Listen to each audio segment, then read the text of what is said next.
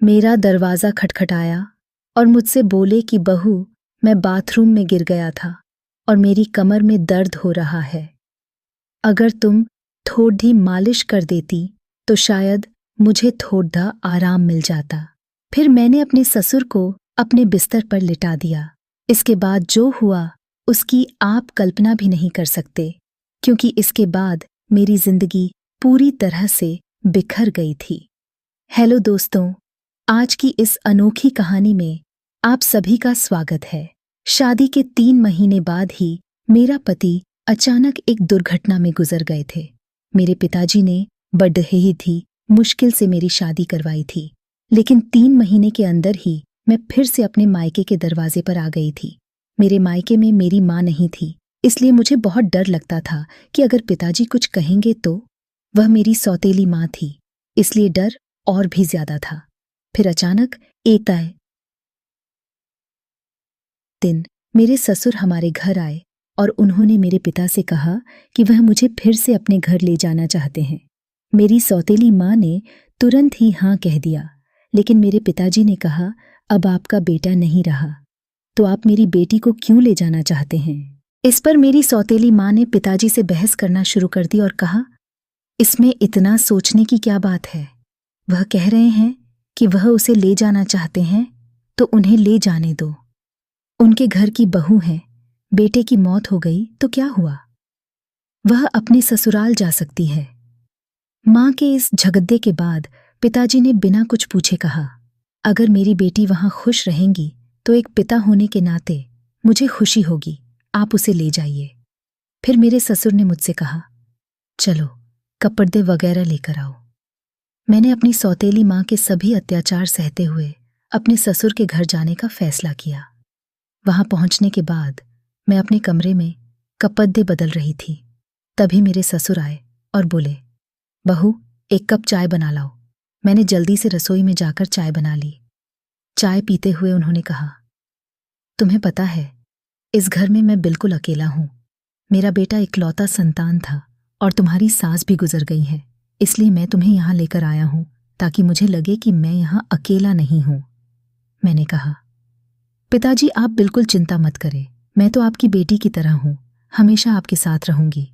फिर मेरे ससुर बोले, मुझे पता है कि तुम मेरे साथ रहोगी, क्योंकि तुम्हारी सौतेली माँ तुम्हें मायके में कभी शांति से नहीं रहने देगी। इस तरह कुछ दिन बीत गए। 6 महीने बाद एक रात मैं अपने कमरे में सो रही थी, तभी देर दरवाजे पर दस्तक हुई। मुझे समझ में आ गया कि यह मेरे ससुर ही होंगे, क्योंकि इस घर में मेरे और पिताजी के अलावा कोई और नहीं था, और रात के आधे पहर कौन दरवाज़ा खटखटाएगा। मैंने सोचा कि शायद पिताजी को कुछ चाहिए होगा। दरवाज़ा खोलते ही मेरे ससुर ने मुझे पकड़ी दिया थे ही सा खींच लिया और बोले, बहू, मैं बाथरूम में गिर गया था, मुझे बहुत दर्द हो रहा है, अगर तुम थोड़ी मालिश कर दो तो मुझे थोड़ा आराम मिल सकता है। फिर मैंने अपने पिता को अपने बिस्तर पर लिटा दिया, लेकिन मैं उनके कमरे से तेल लाना भूल गई थी। मेरा पति कम उम्र में ही मुझसे शादी करके फिर इतनी कम उम्र में इस दुनिया से चले गए। यह सब सोचते हुए मैं अपने ससुर की मालिश कर रही थी और देख रही थी कि वह मुझे अजीब तरीके से घूर रहे थे, जिससे मुझे और डर लग रहा था। तभी मैं बोली, ससुर जी क्या हुआ? आपको किस जगह पर ज्यादा चोट लगी है? क्या डॉक्टर को बुलाऊं इस पर? ससुर जी ने कहा, नहीं बहू, तुम बस मालिश कर दो, मुझे इससे ही आराम मिल रहा है। उनकी अजीब बातें सुनकर मुझे और असहज महसूस होने लगा। फिर मैं बोली, ससुर जी आप यही लेट जाएं। कमर में दर्द लेकर आप अपने कमरे तक कैसे जाएंगे? मैं आपके कमरे में जाकर सो जाती हूँ। मेरी बात सुनकर मेरे ससुर बोले, बहू, इस हालत में तो मुझे अकेला छोड़ द करेगी ये कर चली जाओगी। अगर रात में मुझे बाथरूम जाना पड़े तो मैं अकेले कैसे जाऊंगा? इससे बेहतर है कि तुम यहीं सो जाओ। कुछ समय बाद मेरे ससुर उठकर मेरे पास आए और बोले, बहू, मैं तुमसे कुछ कहना चाहता हूँ, अगर तुम मेरी बात मान जाओ तो ही मैं कहूँगा। उनकी इस बात से मेरा दिल बेचैन हो गया। मैं चिंतित होकर बोली, ससुर जी आप कहे क्या बात है? मेरे ससुर थोड़ा हंसकर बोले, आज की रात मैं तुम्हारे साथ बिताना चाहता हूँ, क्योंकि अकेले अकेले अब अच्छा नहीं लगता। मेरे बेटे के मरने के बाद मैंने सोचा कि फिर से शादी करूँगा, लेकिन फिर सोचा कि तुम्हारी सौतेली माँ तुम्हें उस घर में कभी भी शांति से नहीं रहने देगी, इसीलिए मैंने तुम्हें इस घर में लाया। उनकी इस बात से मुझे बहुत असहज महसूस हुआ, लेकिन उनकी बात का विरोध करने की हिम्मत नहीं हुई। मैं अपने कमरे के सोफे पर लेट गई। मुझे नींद नहीं आ रही थी, बहुत डर लग रहा था। ससुर जी ने कहा, बहू, लगता है मैंने तुमसे कुछ गलत नहीं कहा। मैं चाहता हूँ कि तुम मुझसे शादी कर लो, ताकि कोई कुछ ना कह सके। तभी मैं हक्का बक्का होकर बोली, ससुर जी, आप ये क्या कह रहे हैं? आप मेरे ससुर हैं और ससुर से शादी कैसे हो सकती है? मेरे ससुर बोले, देखो बहू, मैं मानता हूं कि कभी मैं तुम्हारा ससुर था, लेकिन तुम्हारे पति को मरे हुए अब 3 महीने हो चुके हैं। अब हमारे बीच ऐसा कोई रिश्ता नहीं है। मैं अकेला हूं, तुम भी अकेली हो, हम एक दूसरे का साथ दे सकते हैं। उनकी इस बात को सुनकर मेरा मन विचलित हो गया। मैं कुछ कह नहीं पाई। एक और सौतेली माँ के अत्याचार, दूसरी ओर ससुर का अजीब व्यवहार। रात बीत गई और अगले दिन सुबह मैं अपने ससुर की बातों को सोचते हुए अपनी स्थिति का विश्लेषण किया। ससुर का प्रस्ताव मुझे असंभव लग रहा था, लेकिन वास्तविकता मुझे कुछ निर्णय लेने पर मजबूर कर रही थी। फिर मुझे ख्याल आया कि मैं अपने पिताजी से जाकर बात करती हूँ, लेकिन यह सब बातें अपने खुद के पापा से करने की मुझे हिम्मत नहीं हुई, क्योंकि मुझे पता था कि पिताजी से बात करने के बाद मेरी जिंदगी में नई समस्याएं आ सकती हैं, इसलिए मैं उनके पास नहीं गई। ऐसे ही एक शाम को मेरे ससुर को फिर से बात करने का मौका मिला। उन्होंने कहा, बहू, मैंने तुमसे कुछ गलत नहीं चाहा, बस चाहता हूं कि तुम मेरे जीवन में खुशी लाओ। मैं अकेला नहीं रह सकता, तुम्हारे साथ ही मेरी जिंदगी पूरी होती है। दोबारा ससुर जी से ये सभी बातें सुन मैं अंदर से कांपने लगी और कुछ बोल ना पाई। थोड़ी देर बाद ससुर जी खुद ही बाहर चले गए। ऐसे ही मुझे ससुराल में और कुछ महीने बिताने के बाद मेरे ससुर और मेरे बीच एक अजीब सा संबंध बनता चला गया। पति की मौत के बाद मैंने सोचा था कि मैं अब इस दुनिया में बिल्कुल अकेली हो गई हूँ, लेकिन मेरे ससुर ने मेरे प्रति जो भावनाएं जाहिर की थीं, उन्होंने मेरे जीवन को एक नई दिशा में मोड़ दिया। उनके शब्दों ने मुझे भीतर तक झकझोर कर रख दिया था।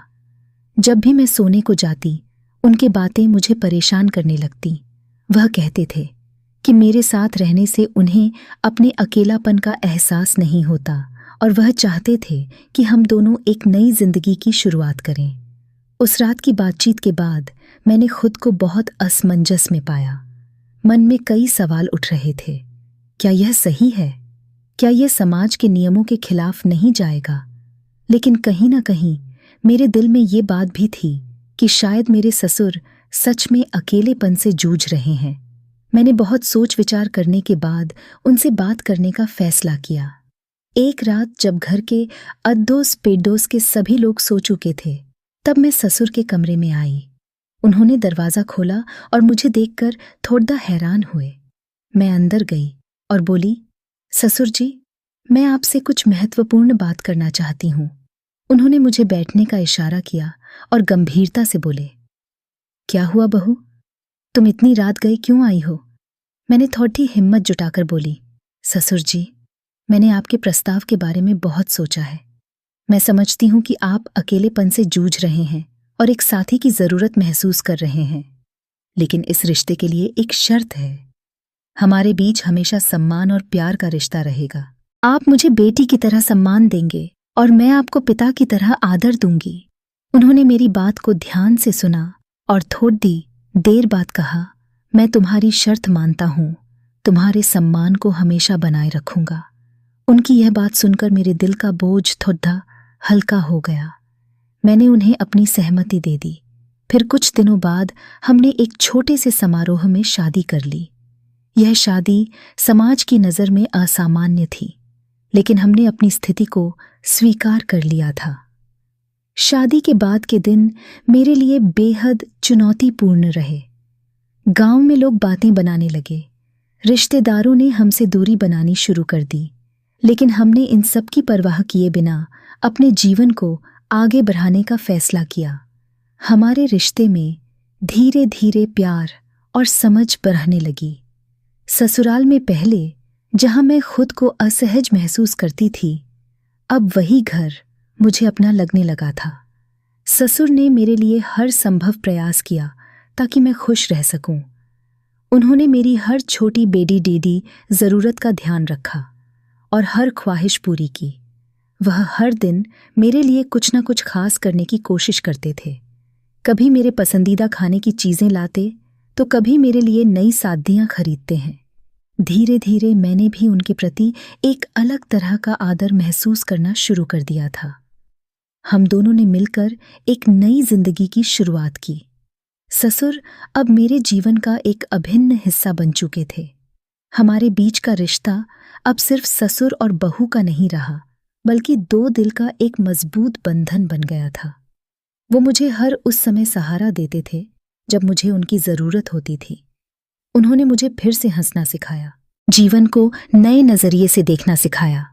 शादी के कुछ महीने बाद मैंने महसूस किया कि हमारे बीच का यह नया रिश्ता मुझे एक नई दिशा दे रहा है।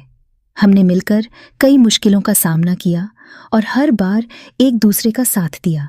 ससुर के साथ मेरे इस नए रिश्ते ने मुझे जीवन के कई नए पहलू दिखाए। उन्होंने मुझे यह एहसास दिलाया कि जीवन में अगर साथी सही हो तो कोई भी मुश्किल इतनी बड़ी टेढ़ी नहीं होती कि उसे पार न किया जा सके। समाज की नज़र में हमने बहुत कुछ सहा, लेकिन हमने अपने फैसले पर कभी पछतावा नहीं किया। हमारे रिश्ते में धीरे धीरे एक नए तरह का प्यार और सम्मान उभरने लगा।